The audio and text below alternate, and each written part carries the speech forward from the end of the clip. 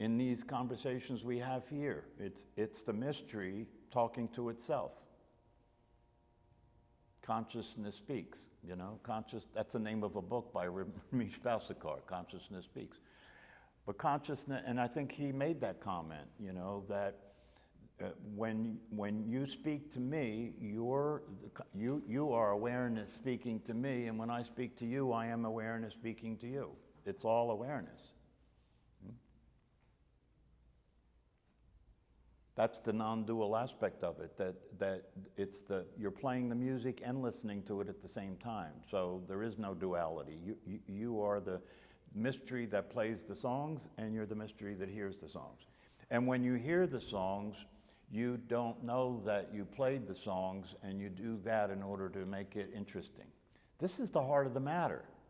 This is the heart. See, the personality is here because it's looking for tricks and strategies, right? It's listening for it's listening for tricks and strategies, listening for a way to get out of the problems that it has, right? Listening for a way to get free from the stress it suffers, you know.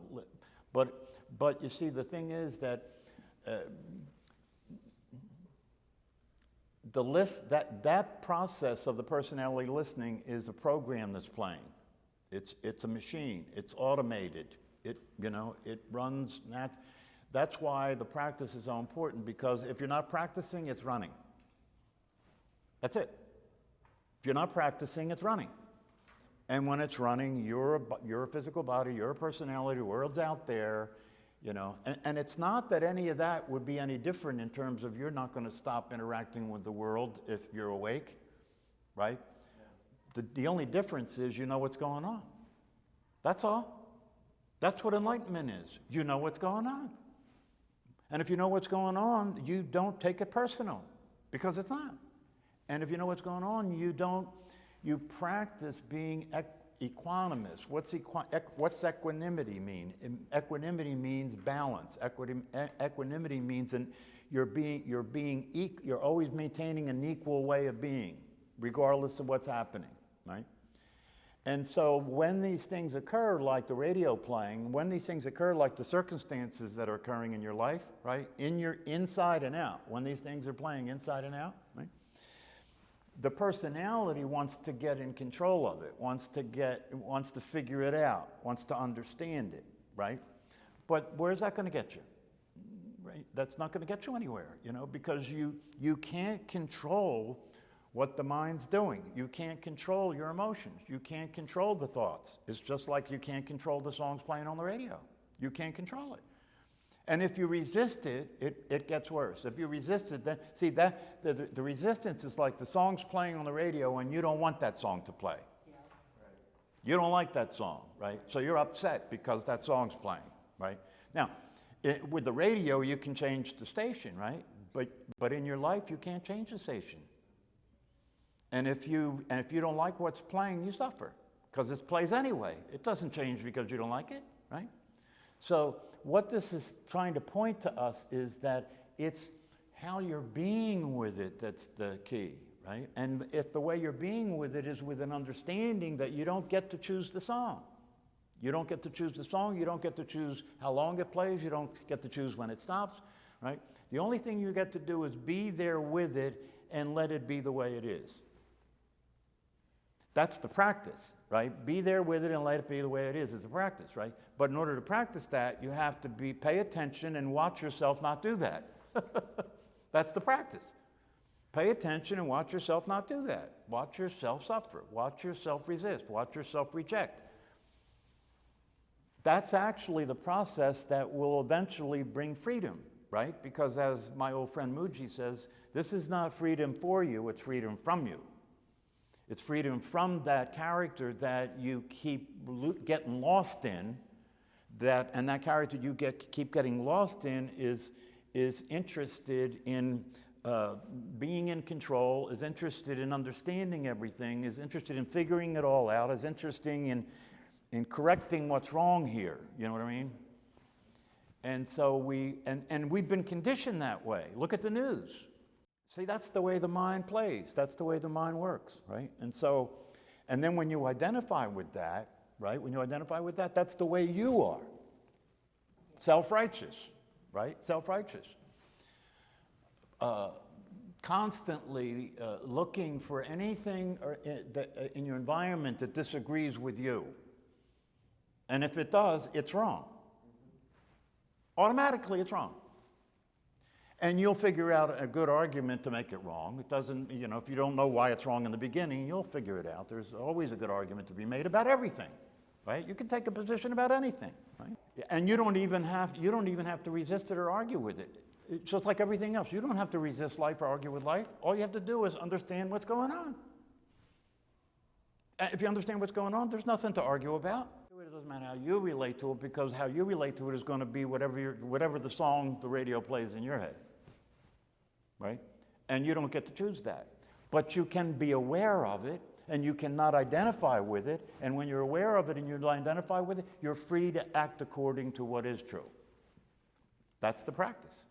That's the practice. Yeah. And the more things change, the more they stay the same. The more things change, because what? The more things, all you're doing is reshuffling the deck. That's all, right? It's gonna end up being the same way, right? Because the source of what's not working is not what you think it is. The source of what's not working is not the world that you think you have to keep changing and moving, go to a different country and see if that works. Get another relationship, see if that works, right? Yeah. So you could spend the rest of your life changing. Change is a constant, right? And so the question isn't whether things change, it's how they change. And the way they change is a function of how you're related to it, the way you're paying attention to it. As I often say, when you shine the light of awareness on what's happening is always changing, right? When you shine the light of awareness on what's happening, that source of that light is not changing. That's stability. That's grounded. That's centered. The source of that light is not changing, right?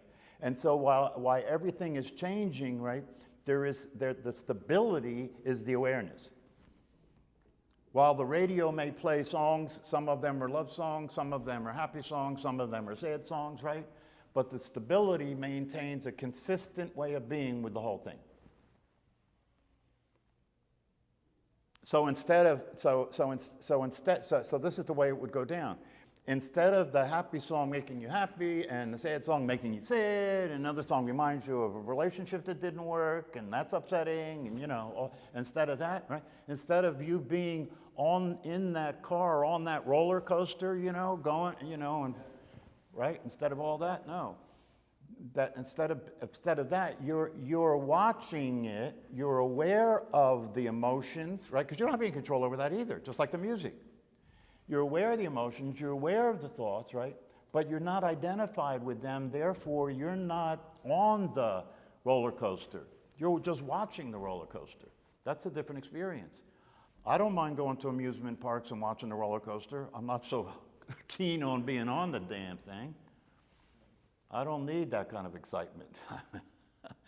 See, if your life is so dead, that's what you have to do to feel alive, then you ought to deal with that instead of, bungee jumping or going and putting your, these people that come up with these creative new amusement rides, right?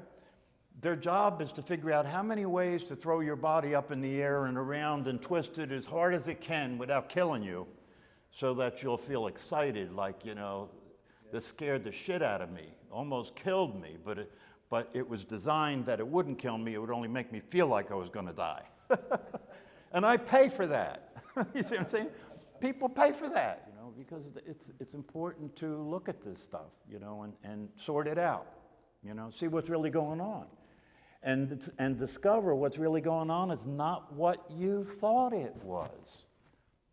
Not what you thought it was, because if you depend on thinking, that's the only thing you have to use. And if thinking won't allow you to see clearly what's happening, you're stuck. You're stuck.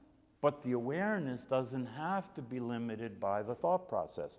The awareness can actually look and see, right? That's why they call awake human beings seers. The awareness can actually look and see what's happening. And if you're awake and you see what's happening, then instead of trying to figure it out or to control it, right, you dance with it. You dance with it.